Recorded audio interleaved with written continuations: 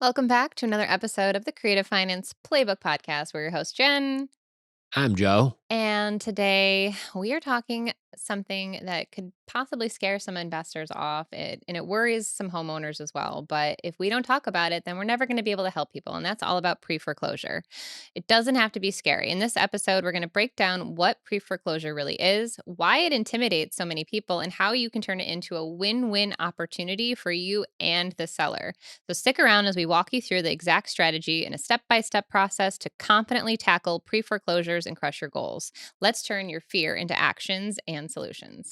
Yeah, and we even have a case study that we're going to talk about today. So I'm glad that we are able to do this because, guys, this is a serious matter. And there's a pre foreclosure. So we're going to go over what is that? Mhm. That means it's before the foreclosure. You have a seller or somebody who owns a house and they've been behind on their payments.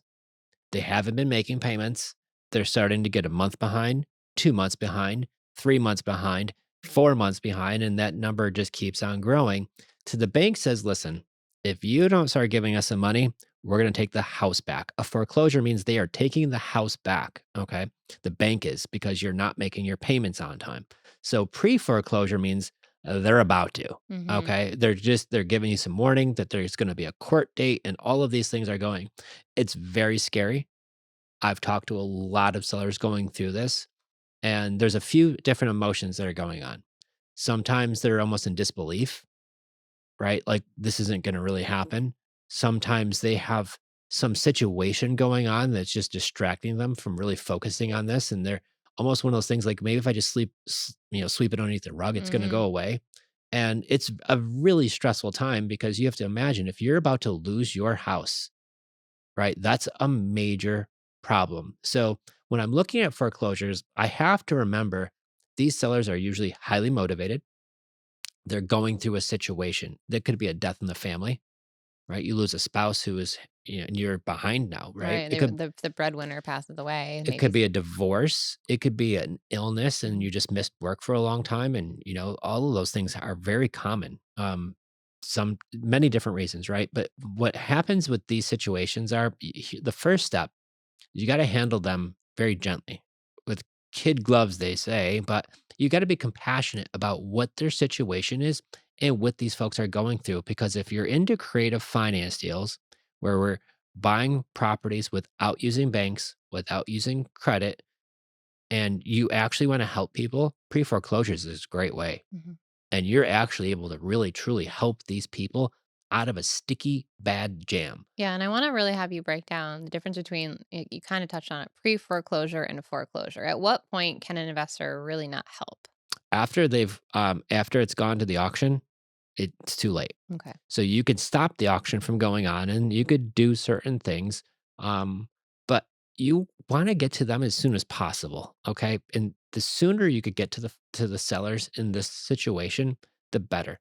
Sometimes you might be doing Facebook ads, you might be doing the blue one where it's free and people are reaching out to you. One of the questions we always ask is, is the mortgage current? And they'll tell you if it's behind. We always ask how far, right? Sometimes you could go on Zillow or PropStream and you could pull a pre foreclosure list. And these are people who are currently behind. Now, I know some people say you could door knock these people and go knock on their door and say, hey, I'm looking to buy a house in the neighborhood. And they don't say, I know you're in pre I was gonna foreclosure. say, like, how transparent are you? You don't Or wanna be like, "I know you're losing your house, so I'm here to right? help." Some people do. I mean, I'm sure. That's not my favorite way. I know it No. works. I'm not knocking it, but you're having to drive around, you're having to Hmm. knock on people's doors. You don't know who's on the other side of the door, what they're going through, Hmm. what you're about to get yourself into. And so, for me, I would more rather send them a letter or call them or whatever that looks like, but however you do, finding the people. Hmm. Sometimes they're just really grateful that you're there to help them. Sometimes Sometimes referrals come right through too. Like, hey, I have a buddy at work and he's going through some things, and I think that he could really, he's thinking about selling his house. Could you talk to him? Yep, yep. So, here's the thing. I don't say I buy for pre-foreclosures, Right. like, in my social media. I'll say I just buy houses. Hmm. Any condition, like, let's connect. And then you'll just hear like, "Hey, why are you selling? Right. How Question two. soon do you wanna sell?" And if they say, "I need to sell right away because why am I selling is because I've lost my job and I'm behind on my payments." Right? They're gonna kind of walk you through that. Motivated sellers will give you more information generally than you'd even think. They'll tell you what's going on because they need some help. They need it quickly. Mhm. So pre-foreclosures, once again, people behind on their payments. Why are people scared of doing it? It's the unknown in some situations. I don't know how to tackle this, right? And this is one of the things that we really work on is how to create these win-win situations for these sellers. So I'm going to go back to the deal that we just did in Tampa. This was last year. And a real estate agent reached out and said, "I have a seller who's going through pre-foreclosure. I've had the house listed. They're about to lose this to the bank. They're behind on their payments, and they can't drop the price any lower because they just don't have the room to do it." So after we looked at the deal, the seller had like a 2 point something interest rate, which I was like, well, there's so much value in the deal there. So when we asked the agent, if we were to get the loan current, pay you a commission, and even give the seller a little bit of cash to help them, would your seller and everybody be open to terms? And she was like, absolutely. And she was such an amazing agent. This is a $500,000 house. And she's like, I'll tell you what I'll do. He's going to lose the house and get nothing. She's like, I'm not going to even sell this house because it's just sitting here not selling. She's like, if you give me 5 grand, give the seller, I think 5 grand, and you cover all the closing costs and bring the loan current, you've got a deal. I mean, we didn't even have, it was like the Did we do easiest. this deal? Yeah. I don't even know what deal it is. Yes, we did. Oh, goodness. So that's why I talked to the agent and the deal went and it closed. We found a buyer for the deal and put it all together. Okay. You don't remember? No. Nick Camrata brought it to Oh, it us. was okay, yeah, we JV'd on it. Yep. That's what you had to say. Okay. There we Yeah. go. So we got it brought to us by a friend because they said that Stay in we your lane, folks, if you are working with your spouse. ah, I do a little bit more acquisitions than Yeah. Jen does. I just love that part of it. It's my favorite. But I So would say if I said the town, then you'd be like, "What deal is that?" But oh yeah, I mean that's a totally different story. mhm. So here's what you got to do. Some steps and strategies that we do. A when you're going to talk to somebody who's in pre-foreclosure, here's the one thing we want to know is how far are they behind on their payments. So what we have them do is we have them call their lender for two payoffs. There's the regular payoff, which is going to show how much it is to pay off the entire property. And then what we need to do is get what's called a reinstatement payoff. And what a reinstatement payoff is just how much money do we need to come up with not to pay off the whole house, just the back balance, Mm. so then I could get the loan current again. And that's the payoff you really want to know. So if you find out they owe 450 on the house, but you need $16,000 to bring the loan back to current, you could make that deal happen. So that's one of the things you're absolutely going to need to know, how much money you're going to need. Because when I look at every creative finance deal, my biggest thing is what's the cost of acquisition? What's the cost of me buying this deal? That means down payment to the seller. Maybe it's behind on payments. I got to figure out closing costs, an insurance policy, right? All of these things, when I add that up, how much money do I need to come to closing to buy the deal?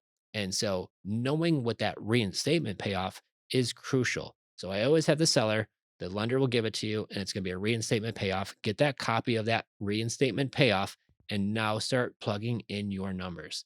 These people need help. Sometimes it's frustrating. We had one I think of in upstate New York. We were doing the deal. This was in Newark, New York. Mm. And I still remember the seller. I still remember the property. We had a great deal on it. We write up the purchase and sale agreement. I send it over to the attorney. Everything is good to go. And my attorney is like, hey, it's Wednesday afternoon and this thing's going to auction tomorrow. Yeah. And I was like, what do you mean? Mhm. And then I talked to the seller and he's like, oh, yeah, I figured, maybe this would stop it. And it didn't. We had one just recently too, where it was literally the next day, and he was like, "I need the money today." And we're like, "Dude, like we've been trying for months to help Hmm. you," and he just waited. But yeah, something in mentally, people just kind of like put it in a block, and they just really have a hard time accepting that they need help. Yeah. And that's probably one of the biggest challenges. Hmm. We tend to wait till it's almost too late. Yeah. So, what I would say is you have to explain to them how I'm here to help because here's the other side of that. They're behind on their payments. Think of the guy in Tampa. He's behind on his payments. What does that do when you're 7 months, 8 months, a year behind on your payments? Your credit score drops Hmm. every month. Now, if you're 12 months behind on your payments, right, and your payments 2,000 a month and you're 24,000 behind, they almost feel like I can never get caught up again. This is over. But maybe to an investor, they could get in that deal because there's other value to the deal. Maybe it's some discount on the price. Maybe it's because there's a low rate and a low payment, nice property, nice area. These aren't like always junk houses. These are Right. some really, even super high end stuff. You'd be surprised how nice some of these houses are that are in pre foreclosure. But here's what happens is when we buy the deal and we get that loan current, the loan goes from delinquent, seriously delinquent. And I'll tell you what your credit report looks like because I looked at tens of thousands of credit reports. There's a 30-day late, there's a 60-day late, there's 90 days late, and anything beyond that, it messes up your credit really bad. So if you're excessively 90 days late on all Mhm. of your payments, your credit score is going to be in the fours or fives, probably most likely in a 400 credit score range. But when you buy the deal, you pay that back payment, now they're current again, and now you make years of payments on time.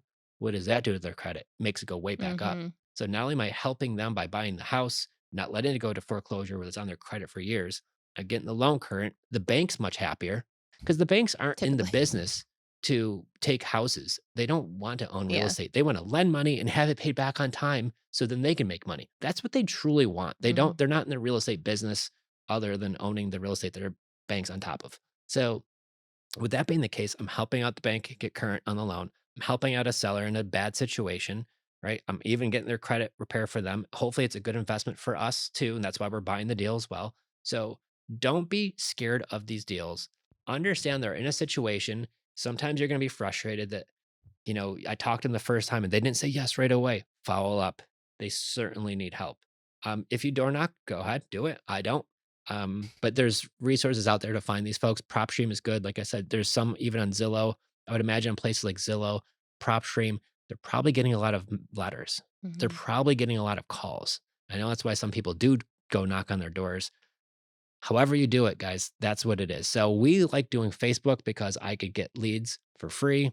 They're incoming to us and we see these type of opportunities all of the time. And when we do, especially now that we're on the phone with them, I really want to be very sympathetic to their situation, right? Understand that they have something, usually probably a good person that just has something bad going on in their Mhm. life. And can we help them? And it's just knowing that you're coming from a place of compassion. Hopefully, we're going to make a deal, make some money, high five, hugs, and everybody's happy. You just make it sound so easy. Well, I think that's the key, right? So the big things here, guys, find motivated sellers. These folks typically are in the highest range of the motivation scale, 1 to 10. 1 not being motivated, 10 is like, please, please, please come help me. These are usually like nines and tens, most of the people in Unless they're in pre-foreclosure. denial. So they're like at 10 motivation, but like maybe like at a 5 because they're like, oh, Oh they don't want to yeah. let go of their house yet. So you So got if to work on that. so if somebody's in pre-foreclosure and they're kind of that 5, they're really not.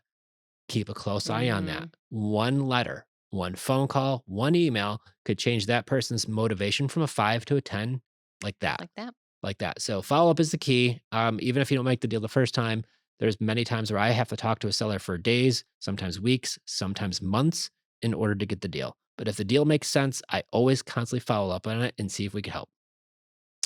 Easy peasy. I'm telling you, Yeah. this is the fun thing about real estate. Help people. Yeah, absolutely. Even if they're in a jam, there might be a solution for them. So don't be scared of pre foreclosures. And with that, everyone have a great day. Keep crushing it, y'all.